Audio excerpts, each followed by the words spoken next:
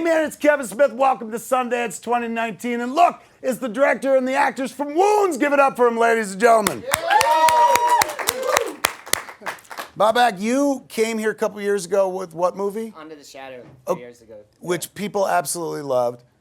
Yeah, you got to talk into the mic. Sorry. What was the movie? It was Under the Shadow. Under the Shadow, yeah. People absolutely loved. What happens to Sundance kids that come up here, people see their work and stuff, instantly people try to grab them, put them to work on studio movies. Is that what happened to you? Yeah, I did the water bottle tour when you go to LA after Sundance and you go from one studio to another production company. Right. Yeah, and you got a bunch of offers, but I just wanted to take it one step at a time. It shows like rare self-prepossession. Most people like a taste of success. They're like, yeah, give me everything you got. Give me a Marvel movie even. But you sat there going like, I'm gonna think it through. I'm gonna do my thing. Yeah, exactly. Nothing wrong with Marvel, and we'll get to it. Oh my Lord, they own my heart and my bank account. But this is a story of a filmmaker, man, who had a chance to actually go do some bigger stuff and decided to do something kind of more intimate. Why this? Why? Well, it's Wounds, but it's based on the book. What's the book called? It's based on a novella by Nathan Ballingrud called The Visible Filth.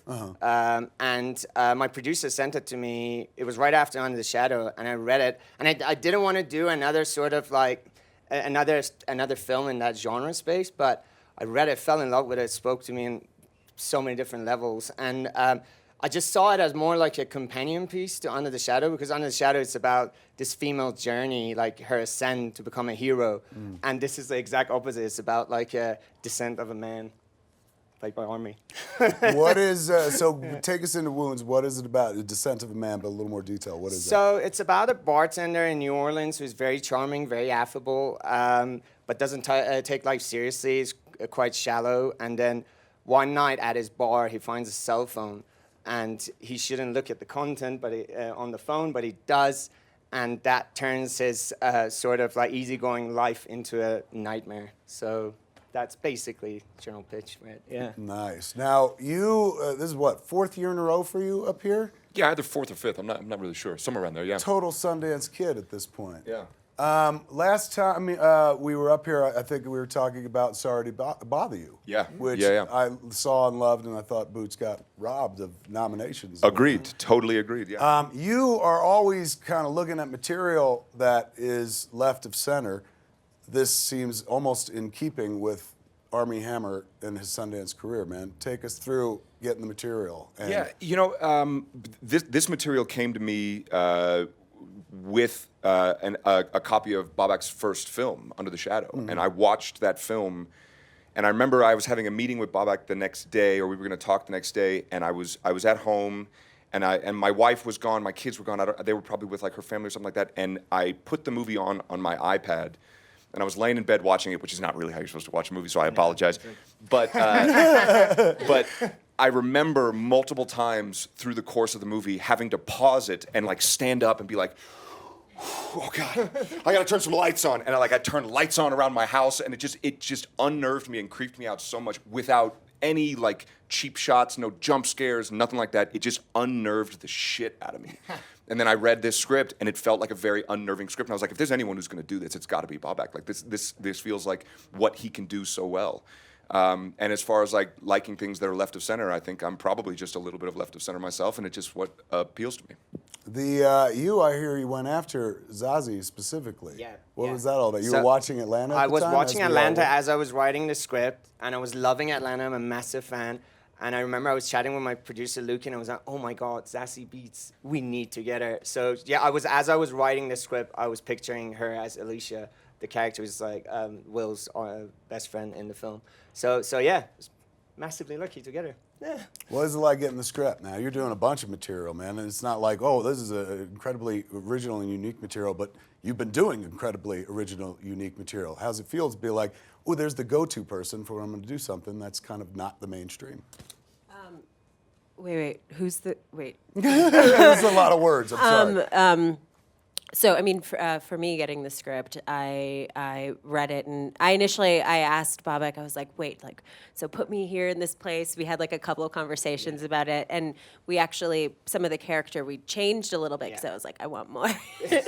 But then, you know, what was really great was like talking through it with him, and then also with Chris Kopp, and I felt like I came into, like, I don't know, there is something so unnerving about it, and I also adored Under the Shadow. I loved that film so much, and I really like just trust Babak. He's so talented with such a specific point of view, and I was like, yeah, I'd love to work with you on this. And it's an honor to do that. He's awesome.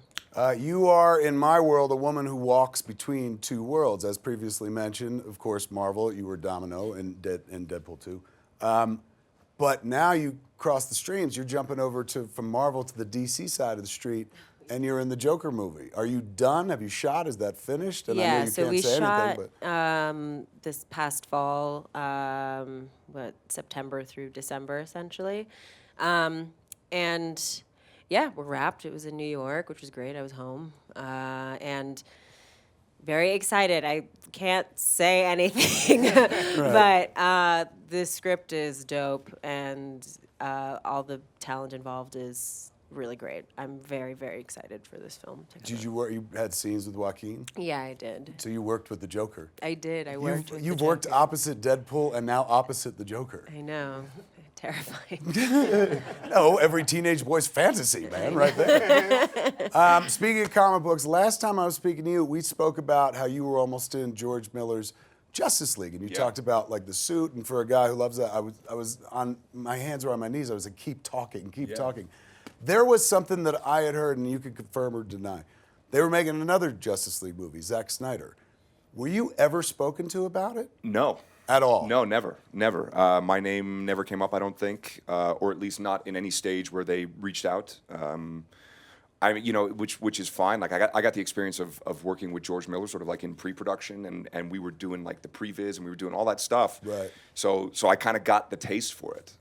But okay, I also know that we did camera tests. We did like all that shit. It's out there somewhere. So there's footage to be There's seen. footage, and I've never seen it, and I think it's like completely under lock and key. But if anybody knows who's got it, tell them to email me. I just want it. Like I just want like a picture of me in the batsuit, because it was just like the most fucking incredible batsuit. Now I'm like really like. I'm sorry to ruin your Sundance. By bringing up the past. I can't believe, though, I find it hard to believe that you haven't been approached to play some other hero. You got the hero looks and stuff. I don't know. They put me in a mask once before, and it didn't really work out that well. So maybe they're like, well, just ask someone else. All right. There's you know what? I've got to point this out. We're finding cockroaches all over the set. Little rubber ones. First one I saw by the garbage, like, but they're fake. What's this all about? You got to watch the movie. Yeah, I don't know, man. They just keep showing up. Yeah. So you're responsible for this trash? Yes. Yeah, I'm dropping them all over the place. This is a winter hat, man, that we break out here at the IMDb studio. We ask you to reach in, pull out a question, and then you ask that question. All three answer it, and then we let you go. Okay. If you had to be snowed in with any celebrity, who would it be? Boom. Are you choosing her or making her answer first? Well, I'll choose her. Done. Yes, done. If I had to be snowed in with any celebrity, Oh my God, what a meme you've just created. My mood is, I suppose I would choose someone like, I don't know, Elizabeth Taylor. Right on. You choose a corpse. What a Yeah. great Well, original she won't idea. decompose 'cause it's already cold. It's all cold. She's going to be there. What about you? I would probably choose Bear Grylls, because he'd be like, okay, this is how we're going to survive this. We're going to get out of this. I'm like, great, yeah, you hack open that yak and we'll get inside of it, or whatever we got to do. It Let's would do be this. a urine drinking party in 5 minutes. To Aren't stay they alive. all? Aren't they all? Always. What about you, boss? Gordon Ramsay, as long as he does the cooking. Smart thinking. The only person who's actually thinking. Give it up for the director and the cast of Wounds, ladies and gentlemen.